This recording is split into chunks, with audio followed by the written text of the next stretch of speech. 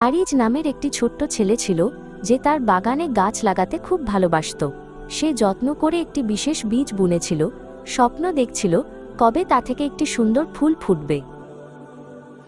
দিন যায়, সপ্তাহ যায়, কিন্তু বীজ থেকে কোনো চারা গজায় না। আরিজ প্রতিদিন জল দেয়, মাটি দেখে, কিন্তু কোনো পরিবর্তন হয় না। তার মন খারাপ হয়ে যায়। একদিন তার নানিমা তাকে মনমরা হয়ে বসে থাকতে দেখে জিজ্ঞেস করলেন, কি হয়েছে আরিজ? আরিজ দুঃখ করে বলল যে তার বীজটি বড় হচ্ছে না। নানিমা হেসে বললেন, আল্লাহ যাকে পরীক্ষা করেন তিনি জানেন তার মধ্যে সেই পরীক্ষার ধৈর্য আছে। তিনি আরিজকে মনে করিয়ে দিলেন যে প্রতিটি জিনিসের জন্য সঠিক সময় থাকে। তিনি আরও বললেন, কষ্টের পরেই সহজে আসবেই, এটা আল্লাহর ওয়াদা। ধৈর্য ধরে অপেক্ষা করতে হয় আর আল্লাহর উপর ভরসা রাখতে হয়। নানিমা শেষ করলেন, যে আল্লাহর উপর ভরসা করে আল্লাহ তার জন্য যথেষ্ট। আরিজ নানিমা কথাগুলো মনোযোগ দিয়ে শুনল।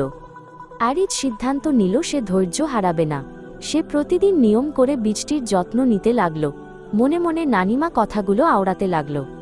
আরও কিছুদিন পর একদিন সকালে আরিজ দেখল মাটির বুক চিরে একটি ছোট্ট সবুজ চারা উঁকি দিচ্ছে। তার চোখ আনন্দে ঝলমল করে উঠল।